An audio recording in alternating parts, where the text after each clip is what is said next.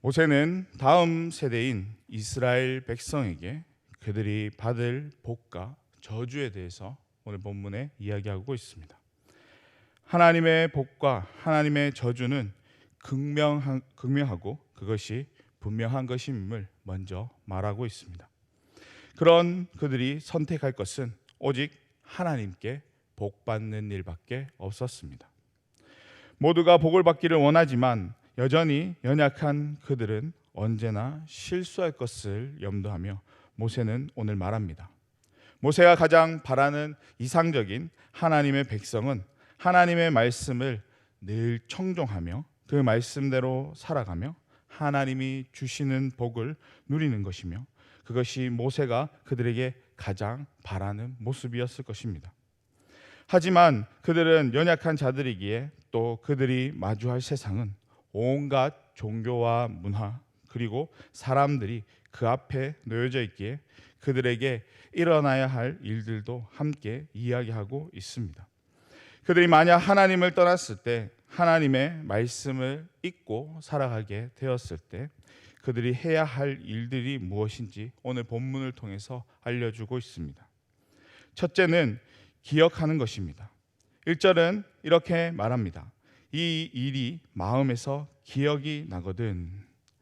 축복이 아닌 저주의 인생을 살아갈 때 왜 이런 일이 일어나는지 누군가 생각한다면 지금 모세가 말하는 이 순간 기억하는 것이 필요하다라고 말하고 있습니다. 두 번째는 돌아오는 것입니다. 2절 말씀에 너와 내 자손이 내 하나님 여호와께로 돌아오라라고 말씀하고 있습니다. 기억하는 것이 중요하지만 그 다음으로는 행동에 옮기는 것입니다. 그 행동을 돌아오는 것이다라고 말하고 있습니다.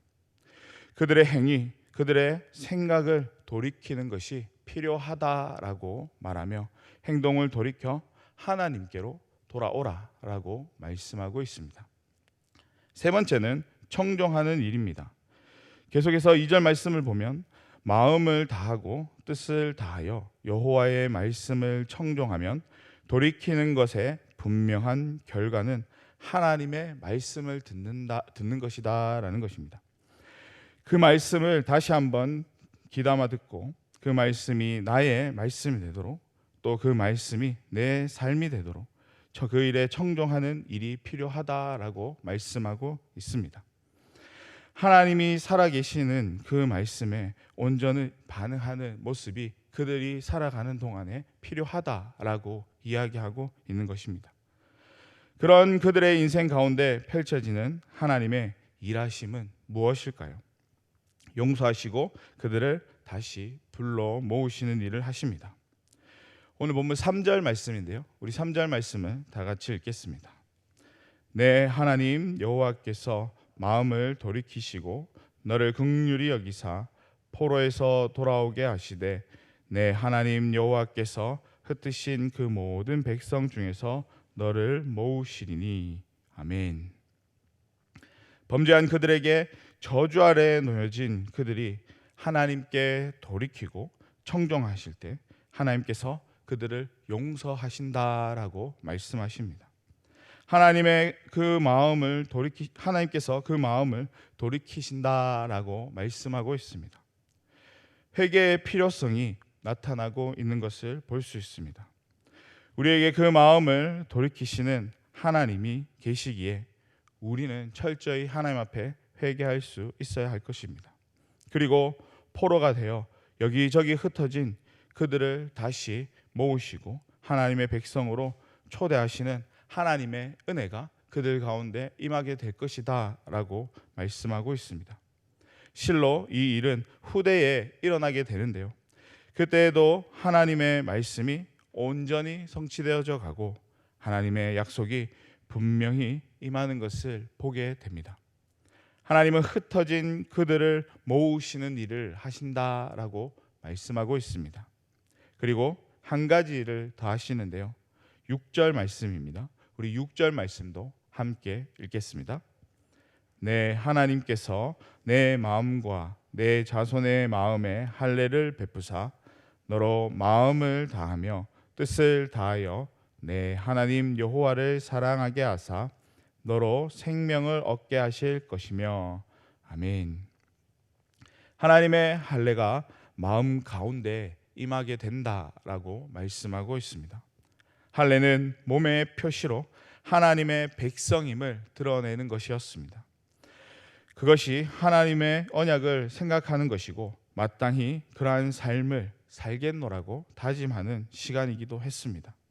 하나님이 그 일을 행하실 것이라고, 하나님을 사랑하게 하시며 또 생명을 얻게 하실 것이다 라고 말씀하고 있습니다. 이 말씀은 연약한 우리 인생 가운데 너무나도 필요한 말씀입니다.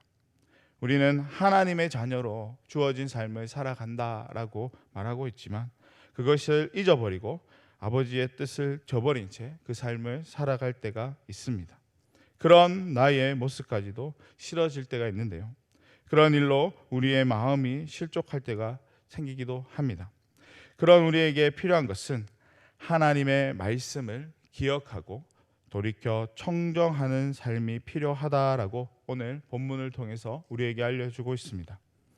그것이 하나님의 자비이며 인내하심이다라고 성경은 또한 오늘 말씀을 통해 우리에게 전해주고 있습니다.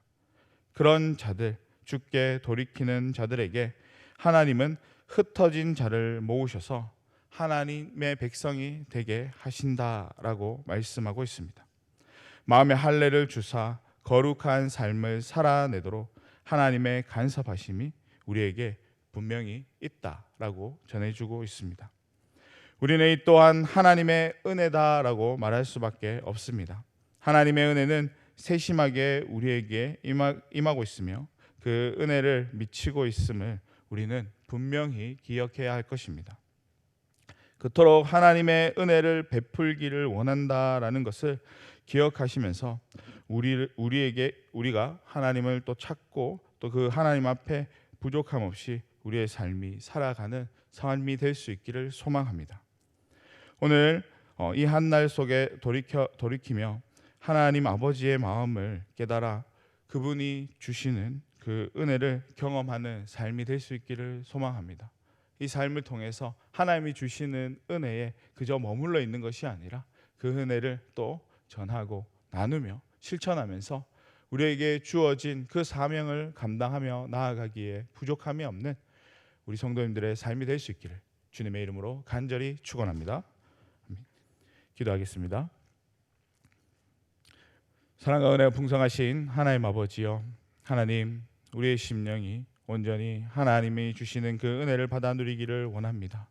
하나님, 날마다 하나님께서 주시는 그 은혜를 기억하게 하여 주시고 하나님, 이 은혜에 또 온전히 보답하는 우리의 삶이 될 수 있도록 우리가 날마다 기쁨으로 그 삶을 하나님 앞에 온전히 드리며 나아갈 수 있는 주의 자녀들이 될 수 있게 도와주시옵소서. 우리의 삶을 통하여서 하나님의 은혜가 이 땅 가운데 더욱더 넘쳐 흘러가게 하시고 하나님의 나라가 또 확장되어지는 놀라운 은혜까지도 동일하게 임하는 은혜가 임할 수 있도록 허락해 주시옵소서. 우리 삶 가운데 함께하여 주실 것을 믿사오며 거룩하신 예수님의 이름으로 기도드리옵나이다. 아멘.